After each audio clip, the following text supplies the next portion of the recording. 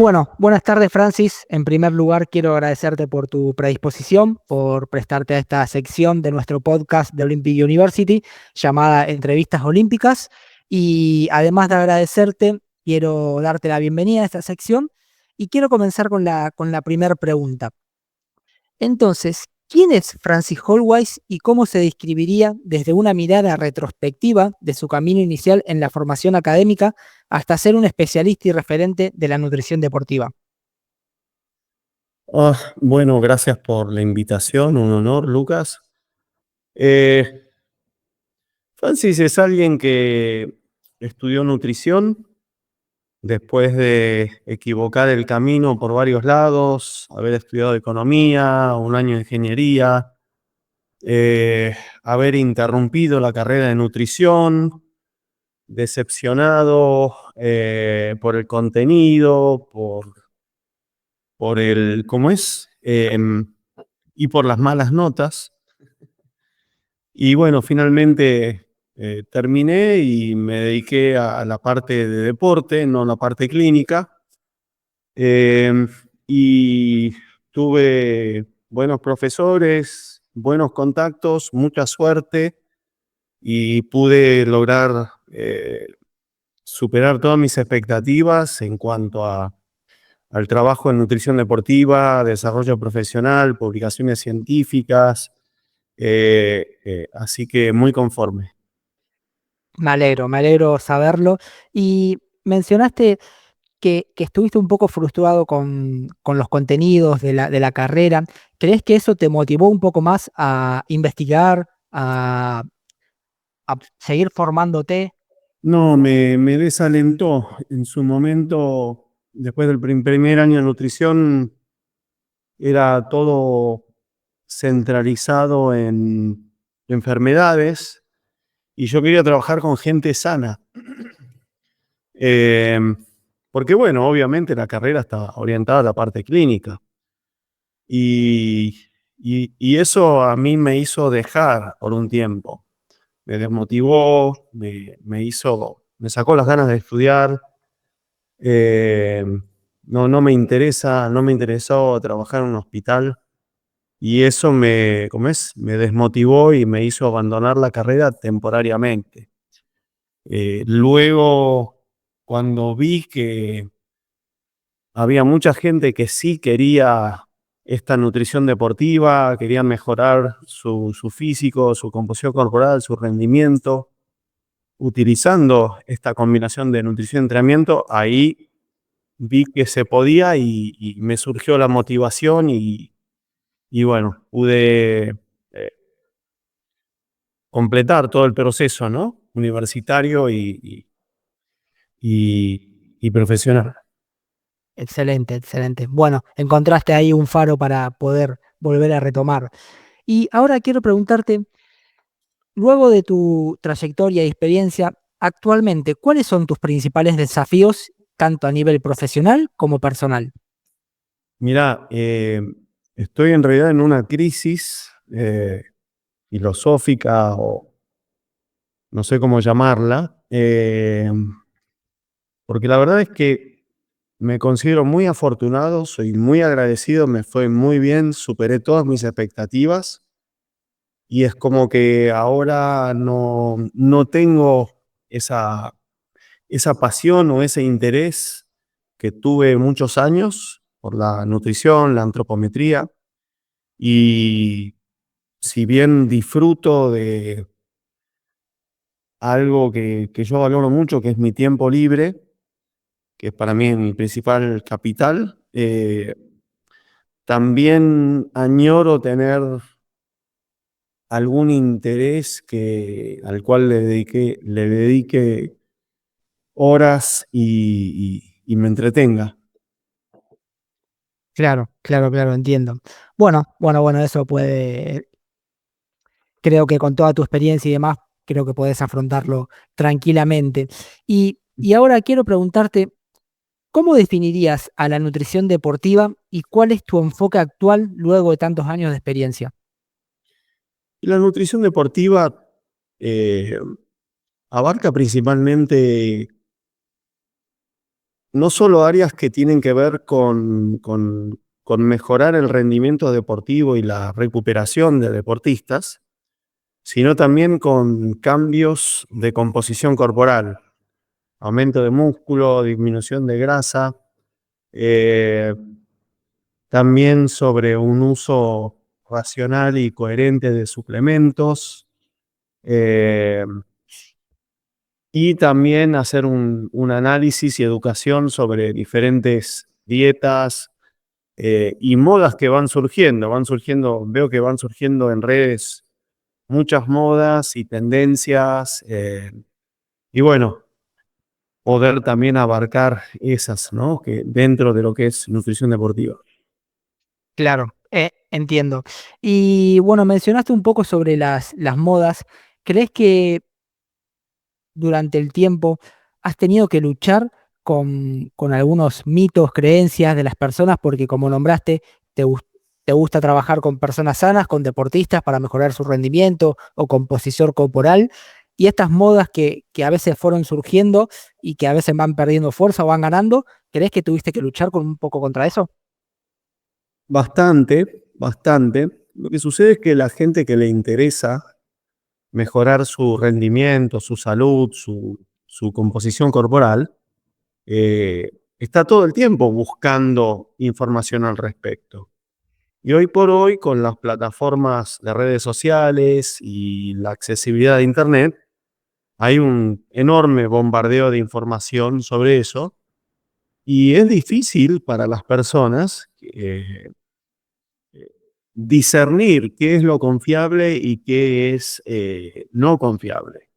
Es un proceso difícil, entonces ese fue un trabajo que he hecho bastante, eh, y también ayudó mucho darme cuenta cuando yo abordaba esta cuestión de una manera racional. Dice, bueno, tal paper científico dice tal cosa, bla, bla, bla.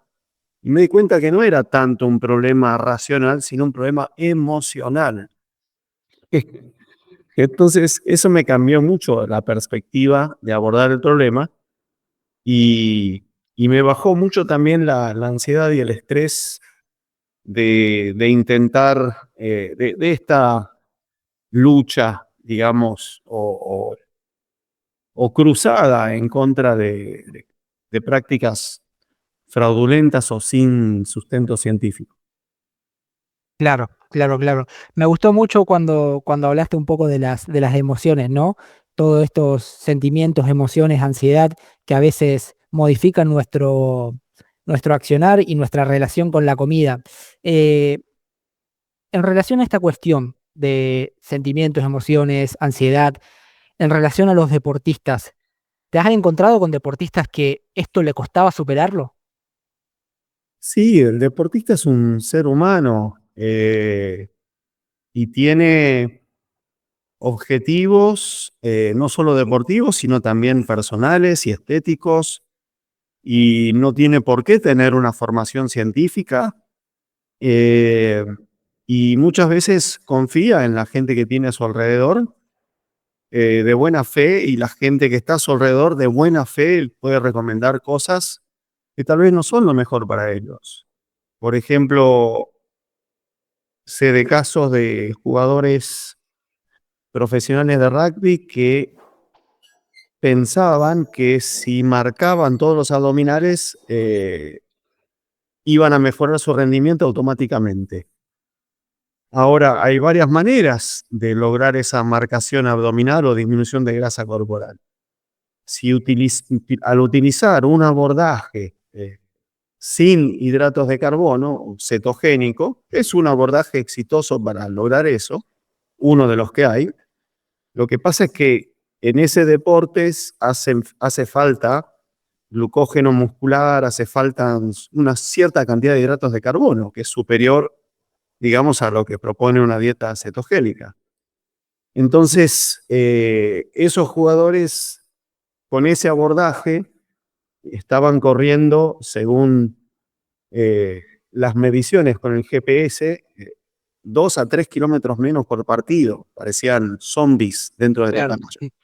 Entonces, ese es un ejemplo de, de una buena intención y un abordaje que tal vez no era el ideal para ese contexto. Si bien ese abordaje puede ser ideal en otro contexto, donde no importa el rendimiento. Claro, claro, claro. Nada, súper, súper claro. Y ahora quiero preguntarte, si tuvieras que elegir 4 pilares fundamentales para un abordaje exitoso de la nutrición deportiva, ¿cuáles serían y por qué? Y yo te diría que el primero es entender el contexto.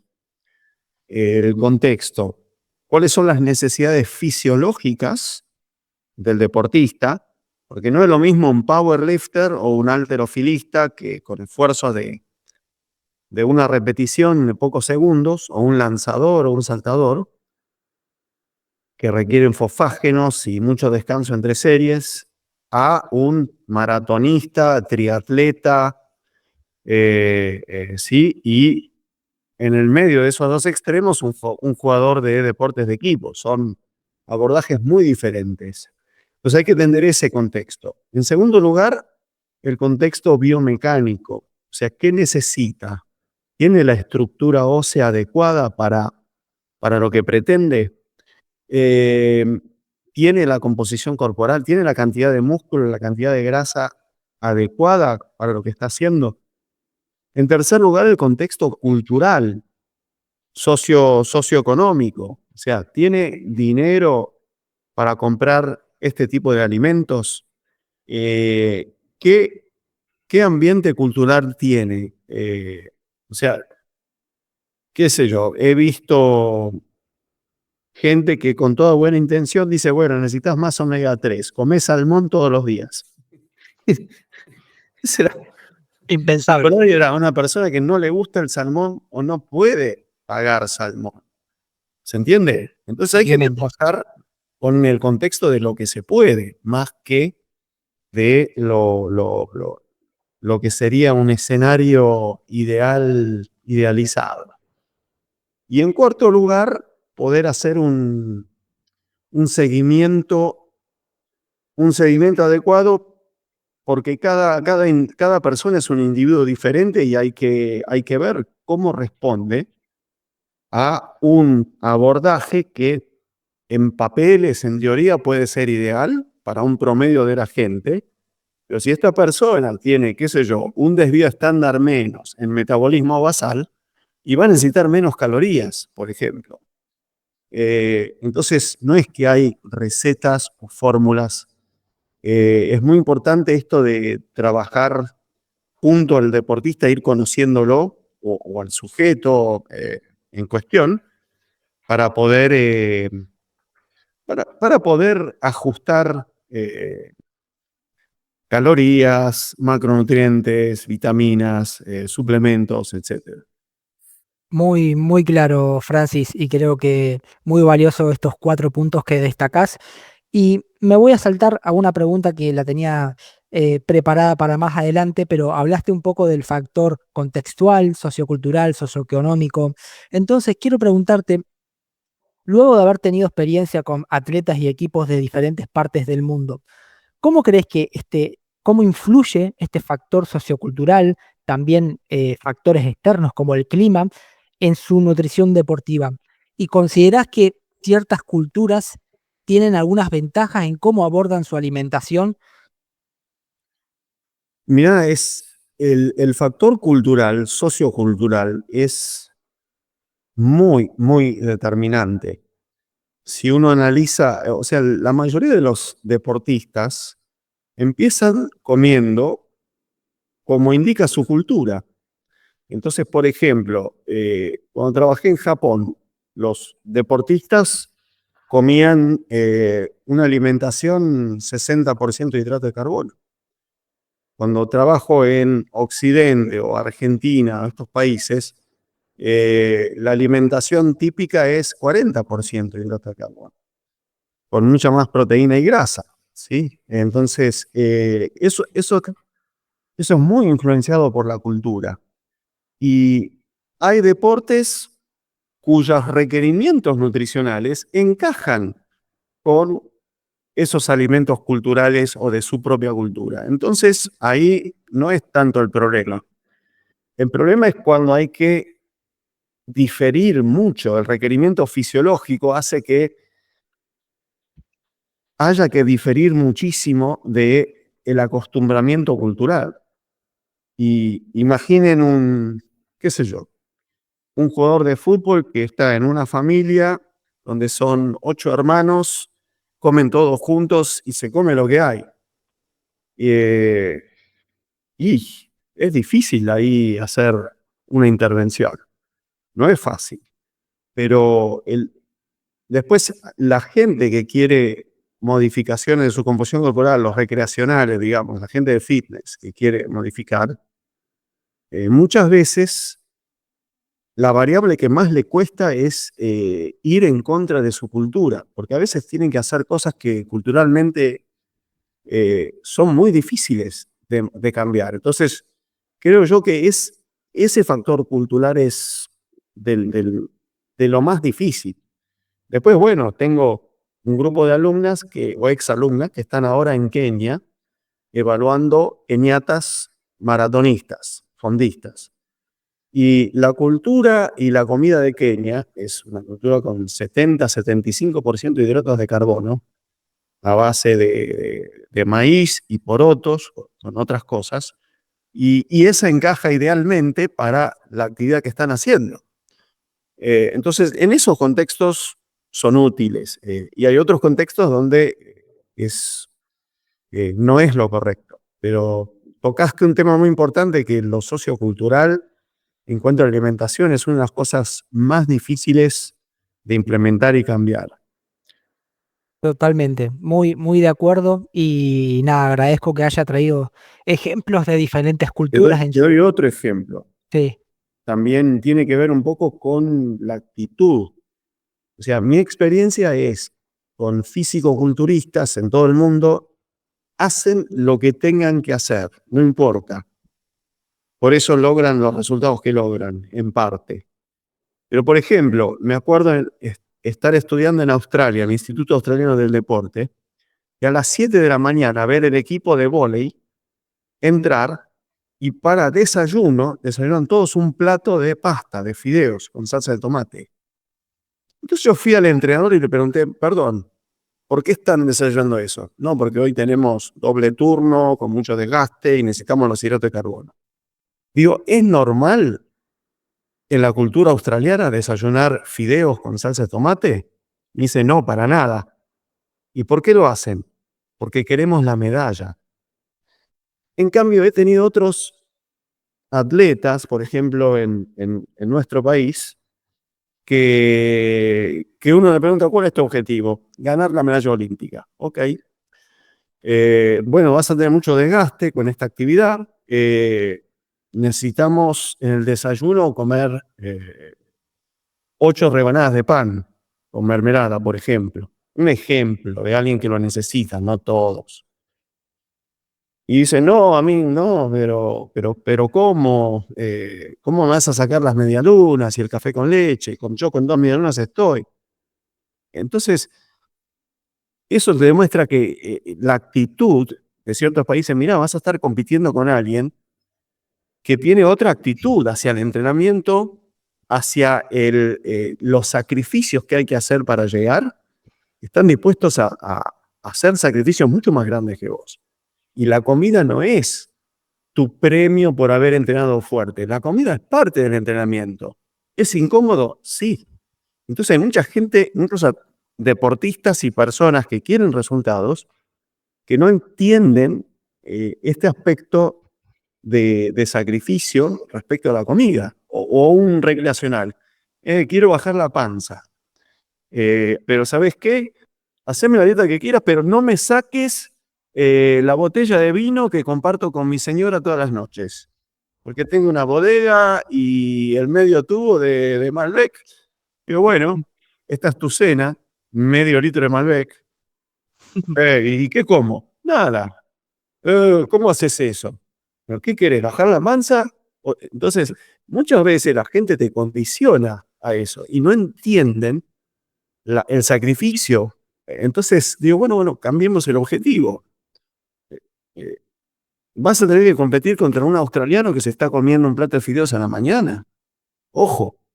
Eh, y vos no querés cambiar tu hábito. Bueno, cambiemos el objetivo, yo no tengo problema. Claro, Saquemos como objetivo ganar la medalla olímpica, pongamos ser mediocre. Todo bien. No, al mundo dice eso.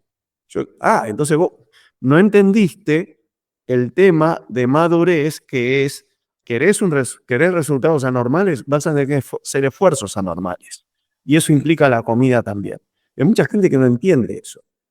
Y también he visto muchos nutricionistas que, con tal de contenerlo y seguir con la consulta, entran en ese juego, después no tienen resultados. claro.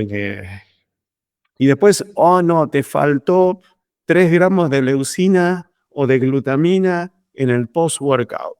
El problema es que te dio carbohidratos. No, viste, no estás haciendo la alimentación compatible con tu ADN ancestral. Y miren todas estas pelotudeces. Claro. No, Papo, ¿qué querés inventar? 2025. Tenés 3 macronutrientes. ¿Está bien? No es tan difícil. Bueno, creo que nada, sintetizaste un gran complejo cultural en simples palabras que parece sencillo, pero como vos decís, es muy difícil. Y estos ejemplos que nombraste se resumen en lo que dijiste al principio, que es ir en contra de su cultura, ¿no?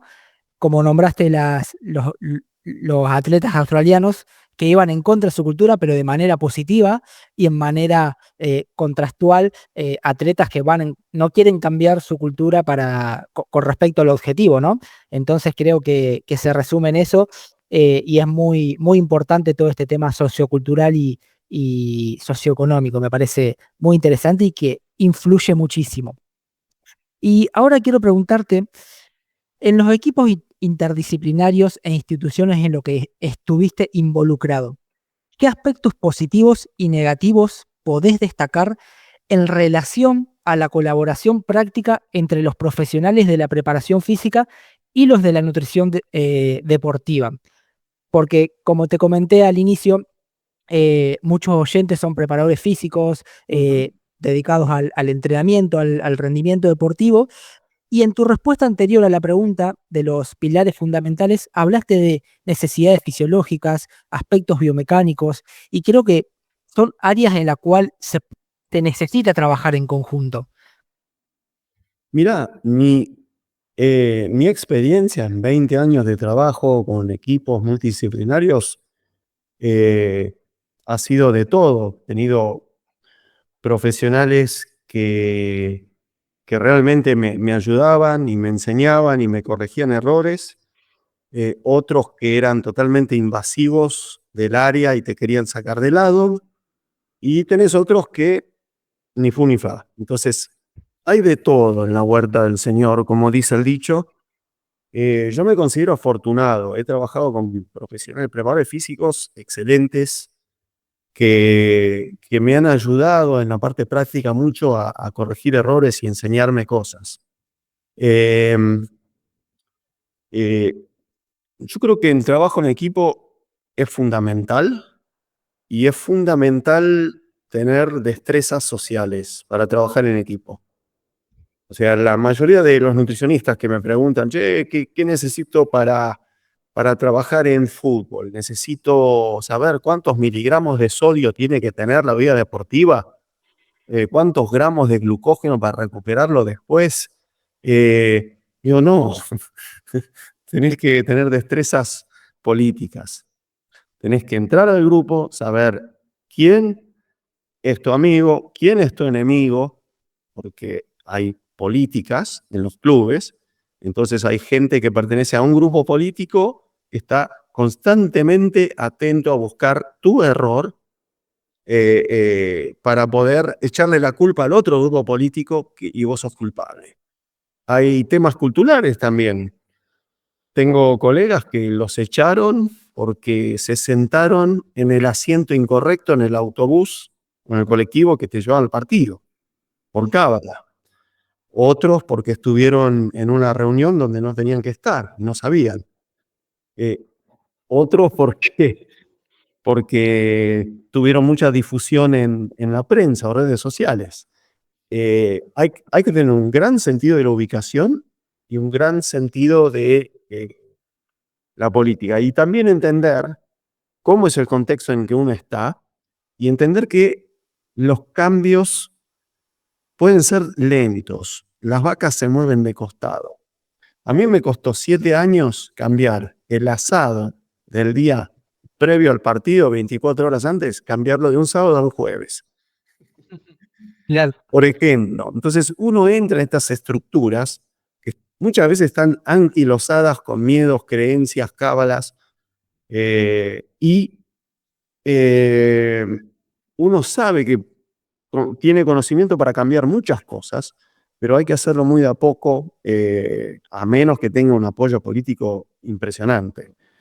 Entonces, el sentido de la ubicación, el conocimiento de destrezas sociales, para mí me parece fundamental, antes que cualquier otro conocimiento. Después, bueno, buenísimo cuando viene el profe y te dice, mira, este es el plan para la semana. ¿Está bien? Vamos a hacer tales cargas de trabajo, entonces vos sabés qué día necesitas más glucógeno, qué día necesitas más recuperación proteica, qué día van a necesitar prestar atención a la hidratación, qué día planificar para un viaje, viandas, plan A y plan B, por si se demora un vuelo, un viaje en autobús, todas esas cosas. Viajás a México y bueno, tenés que hablar con los chefs de los hoteles de allá que no le pongan picante, pero cero picante, cero. Porque hemos ido y la comida les quemaba la boca. Y dije, pero les pedí que no pongan nada. Y ellos te dicen, pues que si no le pusimos nada, lo que para ellos es nada, para nosotros era muy fuerte. Claro. Después hay lugares donde la bebida, tenés que pedirle que la bebida la pongan en la heladera previo, porque no tienen ese hábito, te sirven el hielo y el hielo muchas veces está contaminado con bacterias que te dan diarrea. Entonces, muy importante también respetar áreas. He trabajado con algunos preparadores físicos que les bajaba mucho la ansiedad dar un suplemento, por más que el suplemento no servía. Pero es tal el estrés de estar ahí que dar el suplemento le bajaba la ansiedad. Eso me di cuenta cuando busqué uno un domingo a la mañana y se había ido a Luján, 60 kilómetros, a rezar. U otros dirigentes que tuve que acompañar a tirar semillas en el arco contrario. Entonces, es tanto el estrés y la presión, y haces todo lo que podés y tenés mucho tiempo disponible. Entonces, ¿qué haces? Tratás de hacer algo. Entonces, algo más. O también está la necesidad de muchos jugadores de algo más de lo normal. Entonces, he trabajado, por ejemplo, con un médico que antes del partido le daba inyecciones de vitamina B12, que realmente no servía para el rendimiento, pero psicológicamente los tranquilizaba y creían que tenían un plus. ¿Se entiende? Entonces, tenemos que entender esas cosas. Y mientras ese suplemento o ese tratamiento no le perjudique la salud y no le dé positivo en un antidoping, y a veces tenés que negociar y ceder tu estructura científica de que esto no sirve y entender que sirve desde otro plano. ¿Se entiende? Totalmente, se entiende totalmente. Creo que todos los ejemplos que das son fantásticos y que contextualizan esto que estamos hablando, ¿no? Y quiero destacar, me parece fantástico cuando hablas de las destrezas sociales, del sentido de la ubicación. Creo que es algo muy importante y siempre cuando hablo con profesionales y cuando hablamos de habilidades que uno necesita para ser un mejor profesional, estas son las respuestas, ¿no? Destrezas y habilidades blandas que te permiten estar dentro de un determinado contexto, adaptarte, poder ayudar. Nada, también mencionaste algunos criterios o puntos importantes en relación con un preparador físico o con el responsable de rendimiento que tiene que ver con no ser invasivos. Nombraste de como a vos te han ayudado, ellos seguramente también hayan sido ayudados por vos. Me parece ese vínculo muy, muy importante. Y también mencionaste la planificación y respetar las áreas. Saber de antemano qué va a hacer el preparador físico para poder dosificar todo el tema de la nutrición, ¿no? Entonces me parece muy importante. Y mencionaste que tuviste experiencias tanto buenas como malas, pero quiero preguntarte en relación a esto. Hoy en día, luego de todas estas experiencias, ¿qué esperas de un profesional de la preparación física para que la colaboración sea efectiva en pos del rendimiento de los atletas? Mi experiencia, Lucas, es que cuanto más de nutrición y suplementación sabe un preparador físico, más delega, paradójicamente, más delega la función en un profesional. Claro, claro, claro. ¿Cómo es? Y por el otro lado, también es muy importante para el nutricionista saber mucho de preparación física, no para prescribir, sino para interpretar qué es lo que está pasando desde el punto de vista fisiológico, biomecánico, la recuperación. Entonces, yo creo que ese amalgama, esa unión entre preparación física y nutrición es tan importante. Bueno, ya lo dijo el famoso entrenador influencer Jack LaLanne en la década del 60.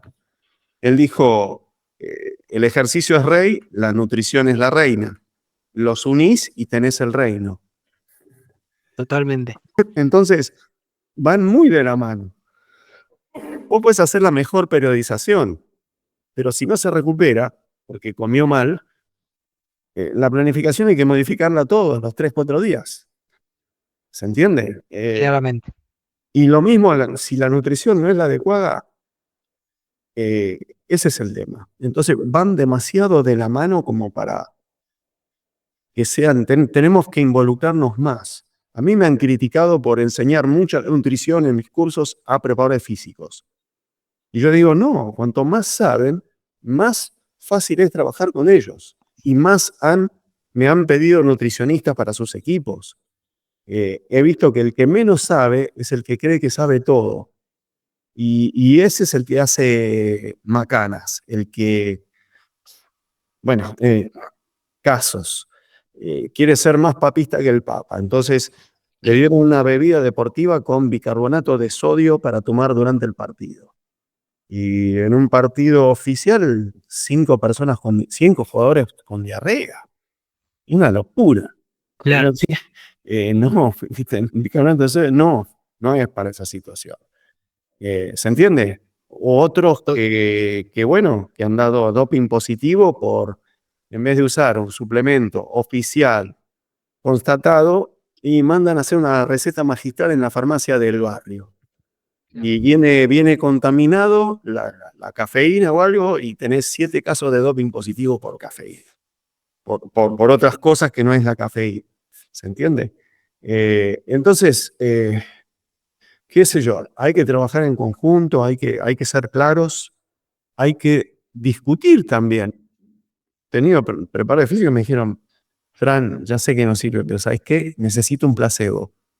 Dame un placebo para los chicos que lo están necesitando en este momento. Digo, ok, bueno, busquemos un suplemento que actúe como placebo, que no les haga daño y que no sea doping positivo.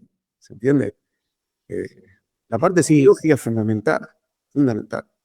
Muy claro, Francis. Creo que dijiste algunos puntos muy importantes que tiene que ver con eh, el que más sabe, más delega, como vos decís, este vínculo entre la nutrición, la fisiología, la biomecánica, las necesidades fisiológicas del deporte.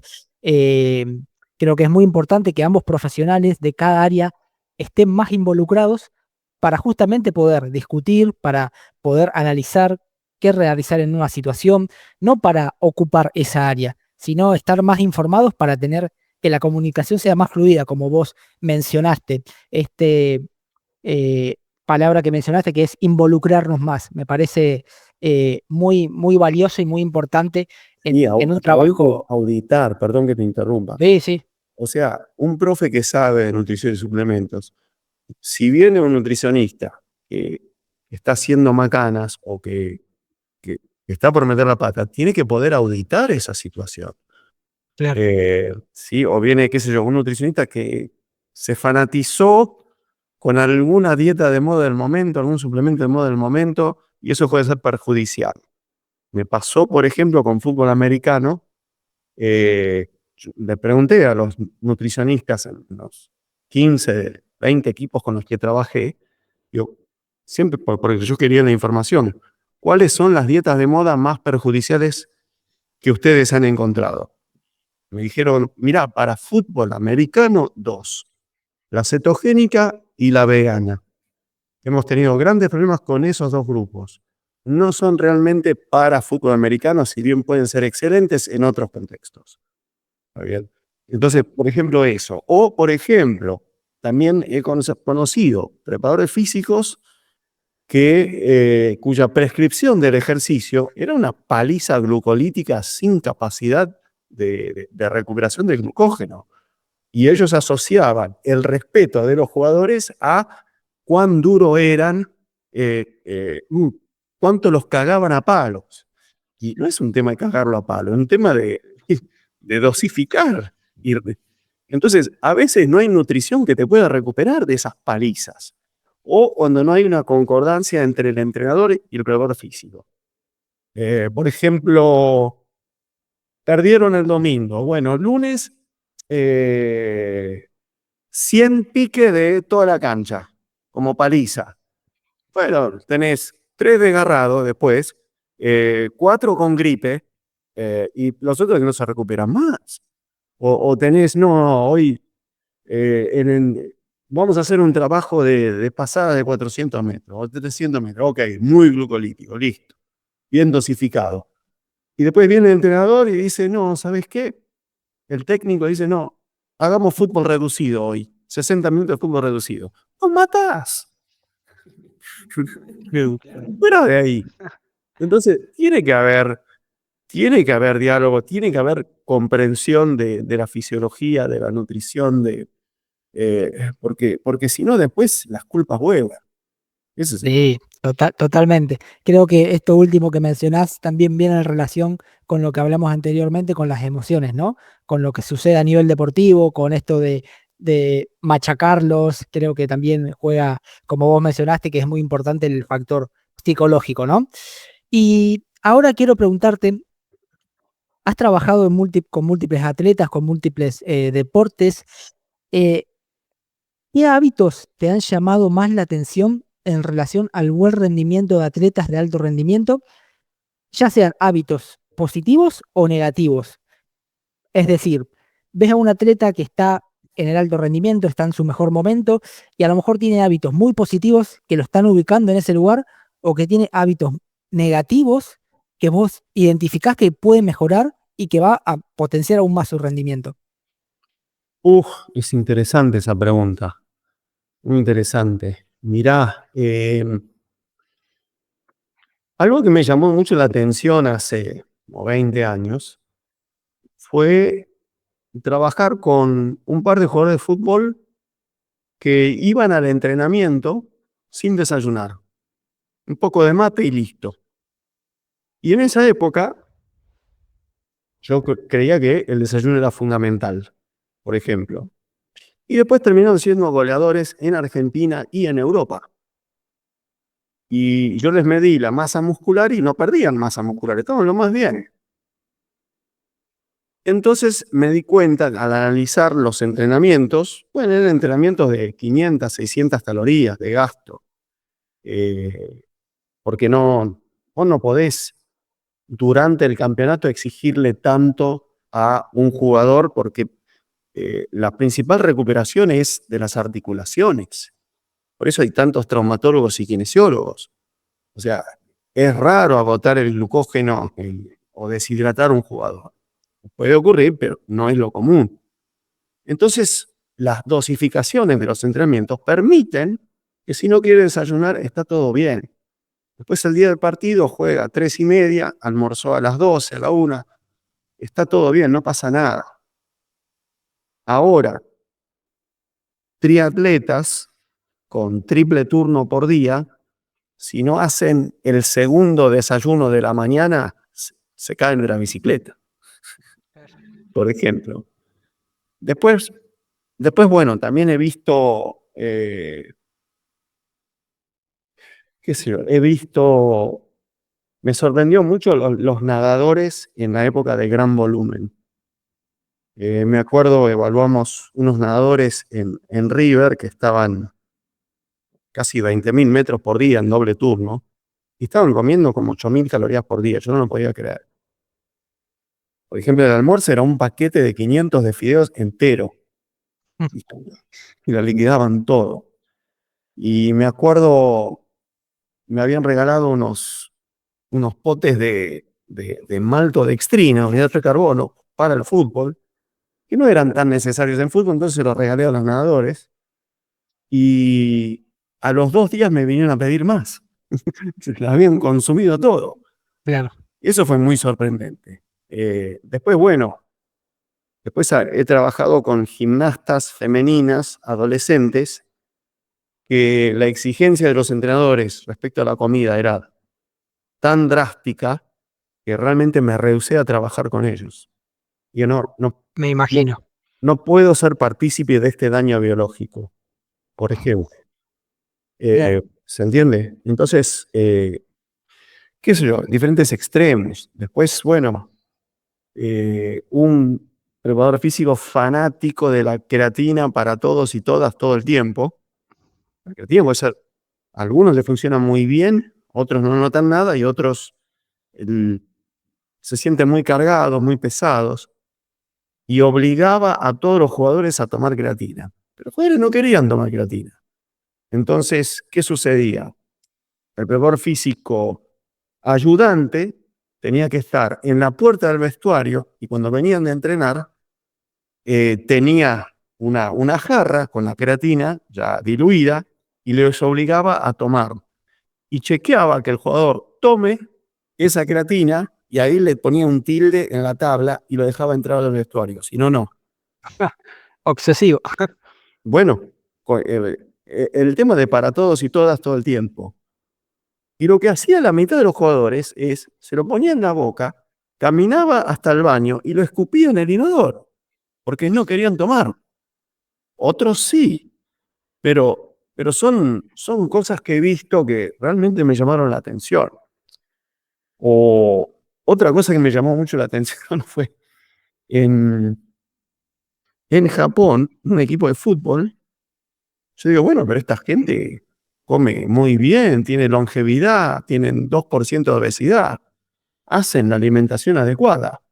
No, pero justamente vienen de estar asesorados de un grupo nutricional dedicado al sumo, a la lucha al sumo. Claro, todos pasados. No lo puedo creer. No te puedo creer. Entonces, bueno, qué sé yo. Son Bueno, experiencias, ¿no? muchos ejemplos que creo que, como vos decís, te has encontrado con extremos que esto de no es compatible biológicamente, que a veces hay escenarios muy hostiles para los atletas con tal de lograr un objetivo, atletas que tienen que comer demasiado durante el día y que, como vos decís, paquetes enteros de fideos. Entonces creo que esto que contás es muy, muy valioso para saber que hay múltiples escenarios que uno puede encontrarse con el alto rendimiento, ¿no? Y algo que me parece clave y muy fundamental que nombraste, que es medir.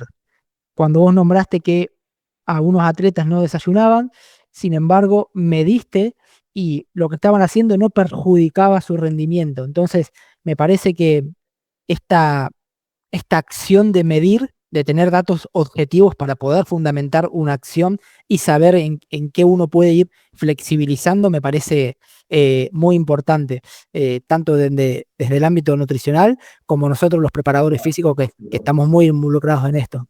Pero Eh, Lucas, no todo puede medirse.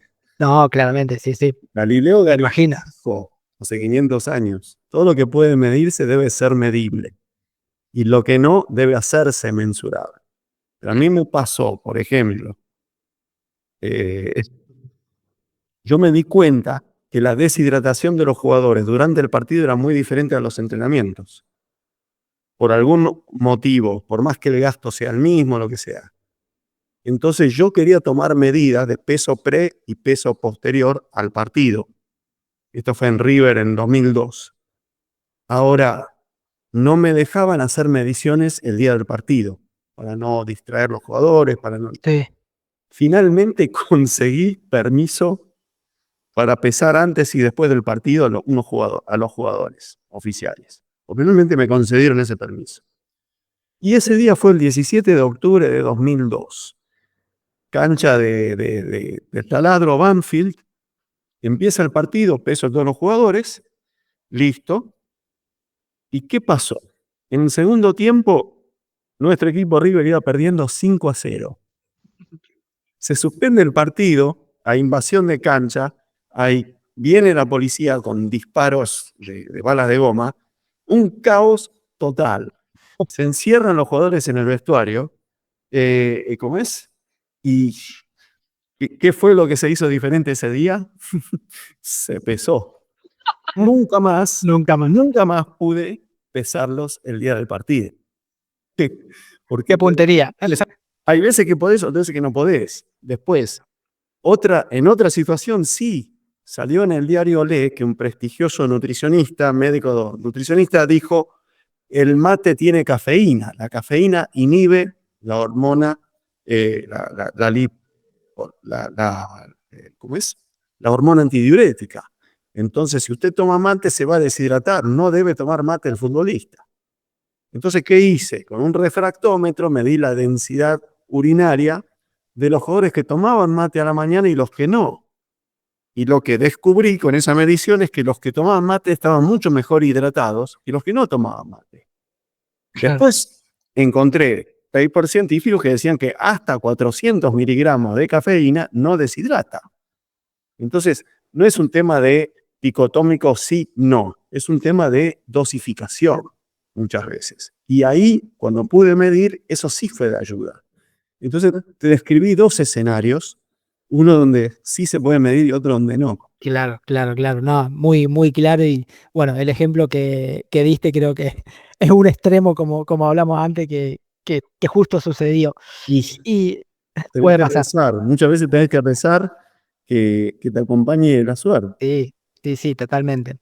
Y ahora quiero cambiar un poco de tema y quiero preguntarte una pregunta que a lo mejor es muy amplia y podés responderla desde el punto de vista que lo consideres, pero ¿qué aprendizaje durante toda esta trayectoria te ha dejado la antropometría y cómo fue el proceso de llegar a desarrollar tus propios equipamientos antropométricos?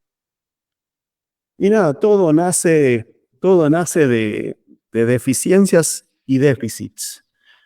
Me acuerdo, o sea, yo utilicé antropometría porque no tenía dinero ni tecnología para usar otros métodos. Eh, entonces la antropometría una herramienta simple, económica, y que yo la podía transportar a un vestuario y medir a los chicos, etcétera, etcétera. Era fácil, práctico, y lo mismo encuentran ahora en Inglaterra, en las ligas profesionales. Acaba de salir un paper hace 2 años de ese tema. Otros métodos de laboratorio más caros o involucrados, bueno, sirven para otras cosas, pero la antropometría es práctico. Y después me acuerdo en el tema de consultas, había un grupo de sujetos que querían aumentar en masa muscular y sistemáticamente fracasábamos en aumentar la masa muscular mes tras mes tras mes. A pesar de que eran muy prolijos con la nutrición, con los suplementos como creatina, eran naturales, y con el entrenamiento. Entonces, todo este grupo empecé a buscar factores en común y encontré que todos tenían un índice músculo óseo cercano a 5,2. 5,2 kilos de músculo por cada kilo de esqueleto. Entonces, el tener la suerte de utilizar el fraccionamiento en 5 componentes que te cuantifica el peso del esqueleto y el peso de la masa muscular, fue muy útil en ese aspecto. Entonces, la primera hipótesis que generamos hace más de 20 años es que ese era una especie de límite natural. Entonces, esa herramienta, hasta el día de hoy, no la he visto superada por otros métodos tecnológicos, es lo que nos ayuda a los preparadores físicos, sobre todo en deportes que necesitan mucho músculo como rugby o fútbol americano o béisbol. En fútbol americano he trabajado muchísimo con este tema de si van a comprar un jugador, si van a invertir $10 millones en un jugador, quieren saber cuál es su potencial muscular, porque va a tener el músculo adecuado para su puesto de juego, ¿no? Entonces la antropología ha sido insuperable desde este punto de vista. Entonces, y el tema de las herramientas también. Yo traía las herramientas de Canadá, las Rosscraft, cuando iba a los congresos o viajaba al exterior, y en el 2001, cuando fue la gran devaluación, todo era el triple de caro en moneda extranjera. Entonces pedí permiso para fabricarlo acá a otro costo. Y lo pudimos fabricar bajo licencia a mitad de precio. Entonces teníamos herramientas confiables, fue mucho trabajo, perdí mucho dinero al principio, pero bueno, teníamos herramientas para trabajar.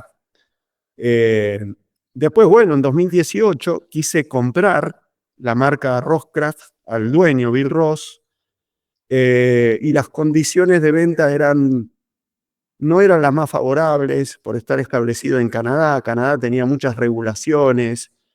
Entonces, bueno, decidí y pedían mucha influencia sobre la toma de decisiones. Entonces, agradecí mucho y decidí hacer mis propias herramientas con lo que yo consideraba que necesitaba un evaluador y con la capacidad de hacerles calibración, etcétera, etcétera. Ese fue un poco el objetivo. Bueno, me parece Todo de la carencia. Sí, entiendo. Bueno, nada, me parece fantástico que hoy en día siga siendo un método muy eficaz y que tengamos herramientas para, como vos decís, tomar decisiones y no solo ayudar a los atletas, sino que, como vos mencionaste, pueda ayudar a grandes instituciones a tomar decisiones sobre si fichar o no a un jugador. Entonces, me parece fantástico. Y bueno, Francis, ahora quiero llegar a las últimas dos preguntas para cerrar la entrevista y son algunas preguntas un poco más filosóficas o personales. Y quiero preguntarte, como profesional y desde una perspectiva integral, ¿qué cambios crees que hiciste como profesional que cambiaron tu rumbo en tu carrera? Que vos decís, acá hice un clic y cambié y que me direccionó. Mencionaste un poco en tus estudios e inicios en la carrera de nutrición, pero ¿cuál crees que fueron guiando tu rumbo? Yo creo que hay dos aspectos fundamentales. Uno, el trabajar en la realidad, ad honorem, cobrando, y salir de la teoría y ver qué pasa en la práctica. Mi primera experiencia fue, justo me había recibido, tenía toda la teoría, todo leído, todos los congresos, y empecé a trabajar con un equipo de natación.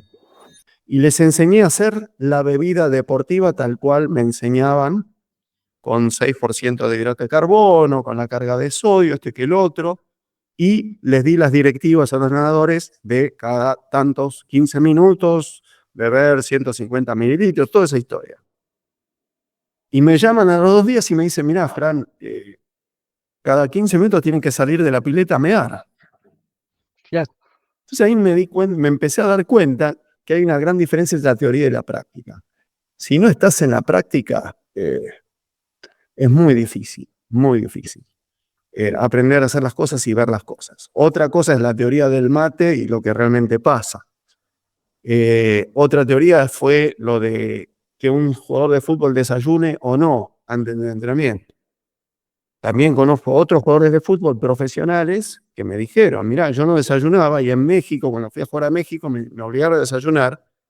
Me adapté en 2 semanas y realmente noto la diferencia y ahora siempre desayuno. tenés las dos cosas. Claro. La individualización. Entonces, por un lado, estar haciendo una pasantía o trabajar en la práctica fue fundamental para hacer todos esos ajustes. Y en segundo lugar, estar atento a lo que me decían otros profesionales. Por ejemplo, yo aprendí muchísimo del masajista de River, Marcelo, ¿cómo es? Que él, una vez vino una empresa que me regaló suplementos recuperadores que tenían 3 sabores: vainilla, chocolate y frutilla. Entonces yo preparaba los 3 y cuando venían los jugadores después de entrenar, decían, bueno, ¿qué querés? ¿Frutilla, vainilla o chocolate? Frutilla, chocolate, lo que sea. A los 3 días se acabó el chocolate y se acabó la vainilla, solo quedaba frutilla. Claro. Entonces venían los jugadores y decían, bueno, acá está tu recuperador. Dame el chocolate, digo, no hay más. Bueno, dame el vainilla, no hay más. Puta madre, no me des nada. Y estaban todos decepcionados y enojados. Claro. Y viene el masajista y me dice, Fran, te equivocás. Vos no tenés que darles opciones. Vos tenés que darle un suplemento y decirle, esto es lo que hay. ¿Se toma o no se toma? Esos aprendizajes son fundamentales. O viene y me dice, Fran, ¿sabes qué? Les estás dando demasiado pollo, ¿viste? Ya están diciendo que le salen alas, ¿viste? ¿Entendés? Tener esa flexibilidad. Todo ese trabajo en equipo, o también el kinesiólogo también me enseñó muchas cosas. El kinesiólogo decía, no, mira, este menú no. Yo a veces ponía un menú que yo creía que era ideal para las necesidades de composición corporal y fisiológicas del jugador. Era desabrido, no era muy rico, pero era lo que necesitaban. Y en fútbol no hace falta que sea tan perfecta la nutrición como en un fisiculturista, un triatleta o un maratonista. Hay más margen de maniobra. Entonces, lo que veía es que venía el contador, venía el chef y me decía, chef, flaco, tu menú lo tuvimos, nadie lo comió, lo tiraron toda la basura, lo tuvimos que tirar todo. Y después le dan un dinero a uno de los mozos que vaya al kiosco y trae algo rico. Entonces entra el contrabando nutricional. Entonces dije, bueno, no tiene sentido que la comida sea tan desabrida, tan perfecta. Ponele una milanesa, por más que sea un poco frita, dale un asado acá y allá, ¿viste? Hacerle cosas, poner un estofado a la pasta, ¿cómo es? Y olvídate. Y he visto que ciertos influencers a veces ven que no tienen idea de deporte y están fanatizados con, qué sé yo, alguna dieta, o la carnívora, o la vegana, estos puritanos de la nutrición. Ven ese menú que yo hice para el fútbol y te critican. Dicen, este está haciendo nutrición deportiva, que es un desastre, mirá, le está dando harinas, no hay que dar gluten, o cosas así. Y no entienden la realidad del contexto cultural antropológico y la verdadera necesidad de, por ejemplo, un jugador. Ese es el tema. Entonces, esas dos cosas, el ajuste hecho por todos los profesionales que me rodeaban, ¿bien? Y también la humildad es fundamental. O sea, el utilero es el que me ayudaba a recibir el pedido de bebida deportiva y te lo ponía en la heladera para que esté fría el día del partido. Porque vos no podías estar 24/7 en el club. Claro. ¿Se entiende? Entonces, todas esas colaboraciones y esa humildad fue muy importante. Bueno, me parece nada, fantástico todo esto que nombrás, la relación entre la práctica y la teoría, poder ajustar, estar en el día a día, me parece increíble y nada, como finalizaste con la humildad, me parece algo que todos los profesionales debemos tener, ¿no? Para ser mejores personas y también poder tratar con otros profesionales, como vos decís, que diste ejemplos de como el masajista o otros, el utilero que te han ayudado para poder Sí. mejorar, ¿no? Sí, me han enseñado Y mucho. me parece, nada, fantástico que puedas mencionarlo. Y ahora para finalizar, quiero preguntarte, ¿qué habilidades consideras que son esenciales para ser un mejor profesional en las ciencias del deporte? Bueno, aparte de una formación científica, eh, yo siempre digo, la materia más útil que tomé en la carrera de nutrición fue psicología. Para mí las destrezas sociales mandan, son fundamentales, fundamentales. Me parece, bueno, como lo he dicho anteriormente, cada vez que hago esta pregunta me parece fantástico que respondan con esto, destrezas sociales, como dijiste anteriormente, humildad. Creo que esto eleva un poco la vara y nos hace ser mejores profesionales en cada día. Entonces, me parece excelente que profesionales como vos con tanta trayectoria puedan, nada, hablar de humildad, de conocimientos, de colaborar, porque creo que esto ayuda muchísimo en un trabajo interdisciplinario y nada, en la idea de poder ayudar en este caso a los atletas, ¿no? Así que nada, Francis, quiero agradecerte profundamente por tu predisposición. Eh, Toda la información que compartiste me parece fantástica, muy valiosa, tanto desde tus conocimientos como de la experiencia, que es algo muy rico. Y nada, quiero agradecerte por nada, por estar presente hoy y brindar todo tu tiempo. Al contrario, muchas gracias y bueno, espero que a alguien le sirva esto. Quédate tranquilo que Dale. totalmente va a servir.